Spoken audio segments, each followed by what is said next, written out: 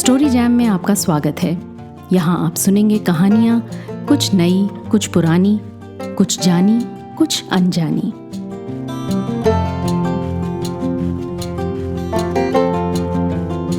कुछ कहानियों के पात्र ऐसे होते हैं जो कहानी खत्म होने के बाद भी जहन में घर कर जाते हैं, लौट कर याद आते हैं। फूलों की खुशबू की तरह, पुराने गीत की आधी भूली आधी याद लाइनों की तरह, दोस्त की शादी में खाए बूंदी के लड्डू की मिठास की तरह। यादों के किसी तह में ये किरदार घर कर जाते हैं हमेशा के लिए। ऐसी ही हैं मुसाफिर काकी, जो अनोखी हैं अपने आचरण और विचार दोनों में, और जो अपने अनूठे अंदाज में सिखा जाती हैं दुनिया के मेले में अपनापन ढूंढने का तरीका। आइए सुनते हैं मृदुला सिन्हा द्वारा लिखित मुसाफिर काकी।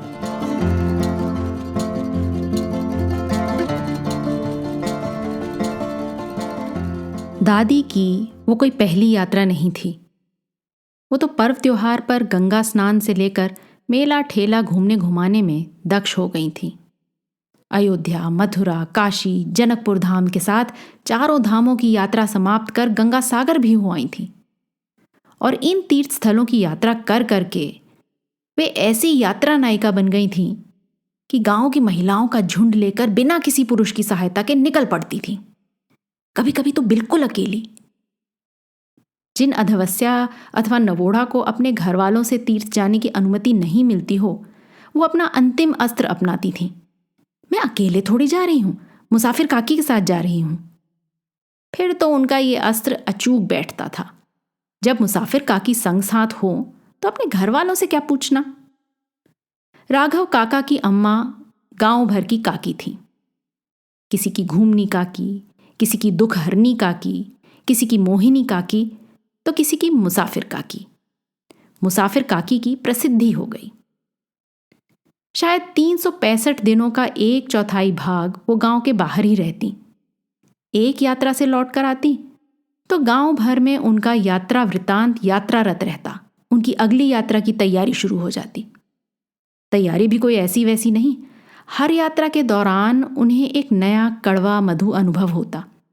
अनुभवों के अनुकूल यात्रा सतर्कता बरतने में कोई कोताही नहीं होने देती। मर्दानी कमीज नुमा ब्लाउज की जेब से जेब कतरे ने एक बार पैसा क्या निकाल लिया, उन्होंने कमीज की डिजाइन ही बदल दी। रुपये रखने की जेब अंदर बन गई, बिल्कुल छाती के बीचों बीच। एक बार ट्रेन से उतरते वक्त उनकी चोटी फंस गई। फिर क्या था, दूसरी यात्रा पर जाने से पूर्व बाल ही कट गए। यात्रा में थैला का मुंह खुला था, कुछ सामान गिर गया। फिर तो जो थैले उनके साथ जाएं, सबके मुंह सिले हुए। उनके सहयात्री महिला पुरुष को उनकी आज्ञा के अनुसार ही साथ सामान लेकर चलना पड़ता था, वरना नंबर ही कट जाए। किसी महिला ने यात्रा के दौरान उनके साथ कदम नहीं मिलाया, गंगा में डूब नहीं लगाई या अधिक डूब लगा ली, या उनकी आज्ञा के बगैर किसी दूसरे मुसाफिर से बात कर ली, उसका नंबर फिर कभी नहीं आया। किसी का नंबर आने के कई कारण होते थे। गांव में कोई महिला बहुत दिनों से मैके नहीं गई तो मुसाफिर काकी का मन पिघल जाता। कहती, बेचारी 4 वर्ष से अपने आंगन में कैद है, उसको इस बार गंगा नहला लाऊंगी।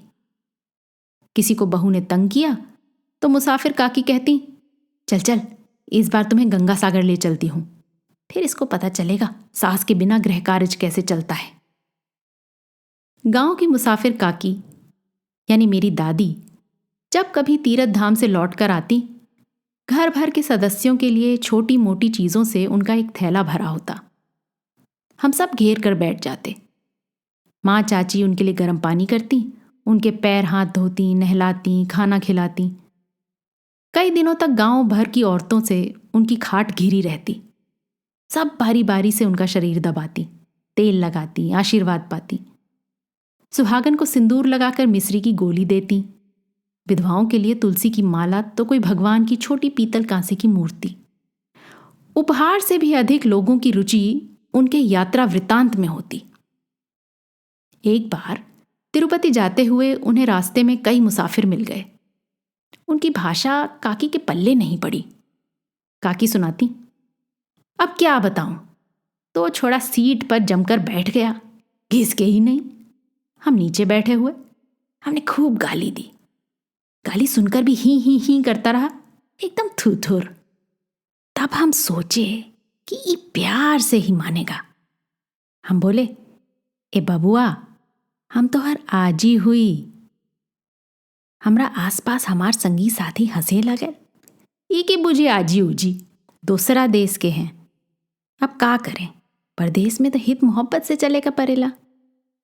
वो तो आजी सुनते पिघल गया, बोला आजी, और उठकर खड़ा हो गया, इशारे से अपनी जगह दे दिया। फिर तो रास्ते भर हमार खूब सेवा किया। पूछने पर बताया कि अंधरा परदेश का मुसाफिर था। ये वृतांत सुनकर मेरे पिताजी हंसते हंसते लोटपोट हो गए।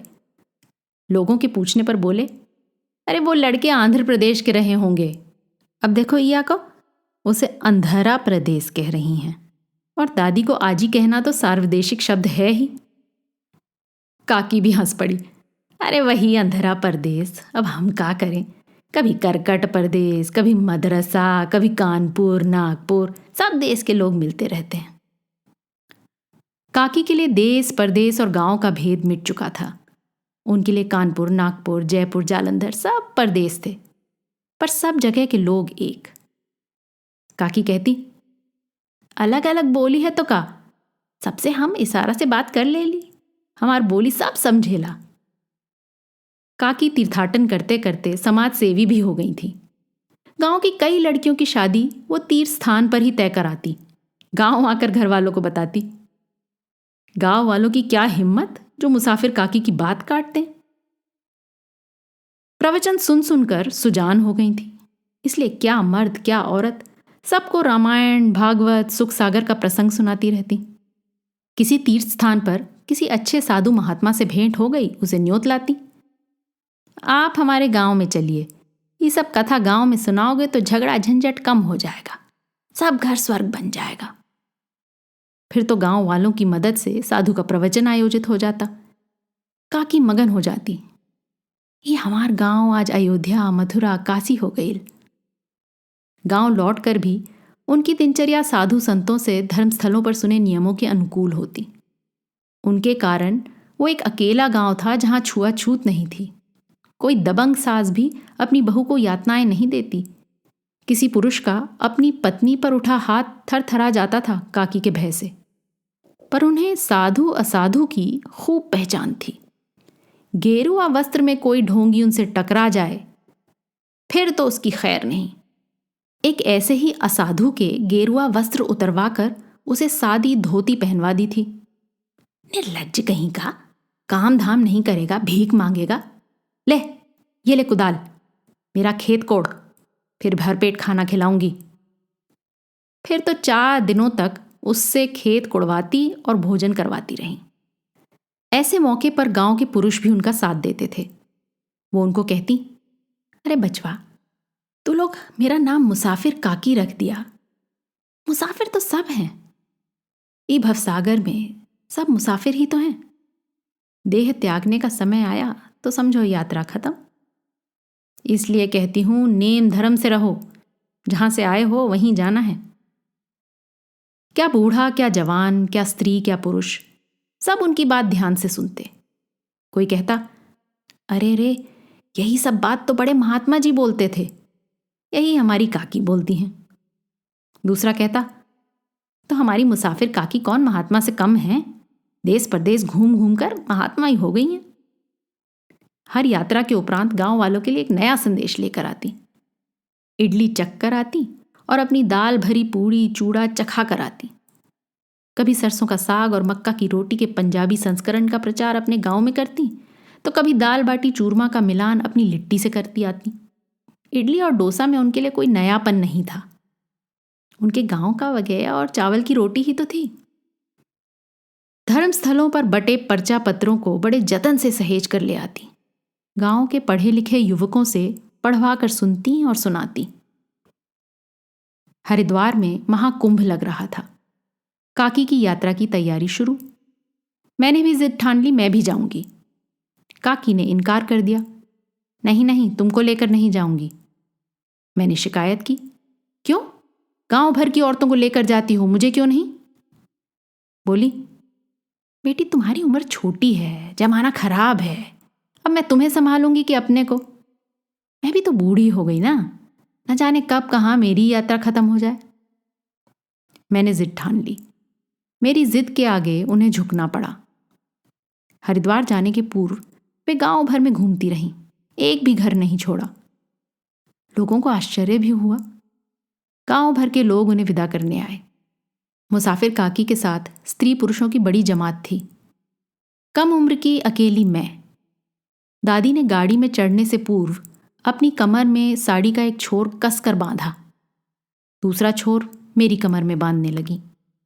मेरे ऐतराज करने पर कहने लगी, चुपचाप जैसा कहती हूं वैसा ही कर। पूरी यात्रा में उनसे बंधी रही। हरिद्वार पहुंचकर देखा तो टेंट ही टेंट, 1 इंच जगह खाली नहीं। काकी के संगी साथी बेचैन हो गए। हमारा टेंट कहाँ लगेगा, पड़ाव कहाँ डालेंगे? काकी ने सब इंतजाम कर दिया। श्रृंगेरी मठ के साधुओं ने बड़ी जगह ले रखी थी। उसमें से एक ने काकी को पहचान लिया। आओ माताजी, यहीं रहो, बहुत दिन बाद मिली। हाँ, हम अकेले नहीं हैं। तो क्या हुआ, आ जाओ, सब आ जाओ। फिर तो जम गई काकी की मंडली। सुबह सुबह काकी गंगा स्नान के लिए निकलती। मेरी कमर अपनी कमर से बांधना नहीं भूलती। भजन गाती हुई टोली का आकार बढ़ता जाता। काकी ऊंचे स्वर में गाती, पीछे से सब लोग दोहराते चलते। काकी के अंधरा प्रदेश के या कर्कट प्रदेश के साथी हों, सब समझते थे उनके गीत के भावों को, डूब जाते थे। दिन में शंकराचार्य का प्रवचन होता और रात्रि को काकी भावमग्न होकर गुनगुनाने लगती तो उनके सामने लोग माइक रख देते। फिर तो भीड़ जम जाती।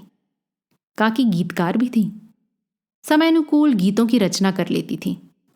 अपने करुण स्वर में जब समदावन यानी बेटी विदाई के समय गाए जाने वाला गीत गाती तो स्वयं भी रोती और सबको रुलाती। बाट रे बटोहिया कि तू हो मोर भैया, हमरो संदेश ले ले जा। अम्मा से कही ह पत्थर हुई बैठी ह, हमहू बैठव हिया हार। विदा ली हुई बेटी का माँ के नाम संदेश। सब रो पड़ते। काकी दिन भर घूमती और सबको घुमाती रहती। साधु संतों का प्रवचन सुनती, बीच में अपने लोगों से बिछड़ी हुई कोई बुढ़िया मिल जाए, कोई खोया हुआ बच्चा मिल जाए तो उसे अपने साथ ले आती। दूसरे दिन उनके लोगों को ढूंढ उनके हवाले करके ही निश्चिंत होती। दूसरे दिन मुख्य स्नान था। नागा साधुओं शंकराचार्यों का स्नान होने वाला था। काकी रात भर गाती रहीं। भोर होने पर चल पड़ी गंगा स्नान के लिए। भजन में गंगा मैया का वर्णन करती हुई 10-20 से बढ़कर 100, सैकड़ों, फिर हजारों की संख्या में लोग चलने लगे। फंस गई हमारी टोली। भीड़ आगे खिसकने का नाम न ले। दादी जोर जोर से राम का नाम भजने लगी। पता नहीं उन्हें क्या सूझी, उस जमी भीड़ में बड़ी मुश्किल से अपना हाथ अपनी कमर तक ला पाई। कमर पर बंधी साड़ी का छोर खोल दिया। उनकी बाईं ओर पुलिस वालों ने एक मंच बना रखा था। मुझे धक्का देकर कहा, चढ़ जा, तू इस पर चढ़ जा। नहीं दादी, मैं तुम्हारे साथ रहूंगी, मैं रुआसी आवाज में चिल्लाई।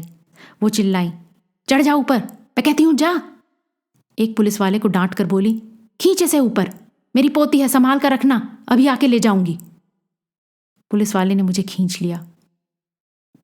भीड़ का एक हुजूम पीछे से आया, काकी को बहा ले गया। उनके साथ और भी लोग। देखते देखते आदमी आदमी के सिर पर तैरने लगे। मैं ऊपर से देख रही थी, चिल्लाई, दादी दादी। मेरी आवाज उन तक नहीं पहुंच पाई और जब मुझे उन तक पहुंचाया गया उनकी आवाज समाप्त हो चुकी थी। मैं दादी का शरीर पकड़ पुकारती रही। एक साधु ने मुझे उठाया। बेटी, तुम्हारी दादी अब तुम्हारी पुकार नहीं सुनेंगी, स्वर्ग सिधार गई। अब तुम्हें ही इनका संस्कार करना होगा। मैं कुछ नहीं समझी। हमारे साथ आए गांव के एक बुजुर्ग ने कहा, ऐसा कैसे होगा, ये तो लड़की है। साधु मुस्कुरा पड़े। क्या फर्क है लड़की लड़का में? ये तो तुम्हारी मुसाफिर काकी थी, क्या नारी नहीं थी? तुम सबको संभालती थी। है ऐसा कोई मर्द तुम्हारे गांव में? मानो काकी आदेश दे रही हूं।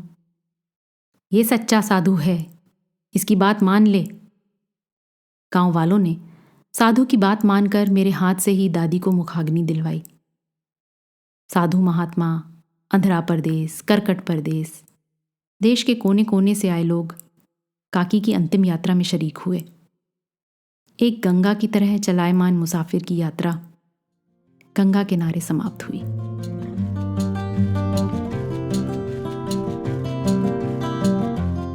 आज की कहानी आपको कैसी लगी अपने कमेंट्स जरूर लिखिएगा। साथ ही सब्सक्राइब कीजिएगा।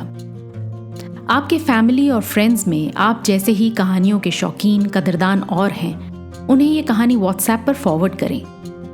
अगली बार फिर मिलेंगे एक और कहानी, लेख या कविता के साथ। तब तक अलविदा।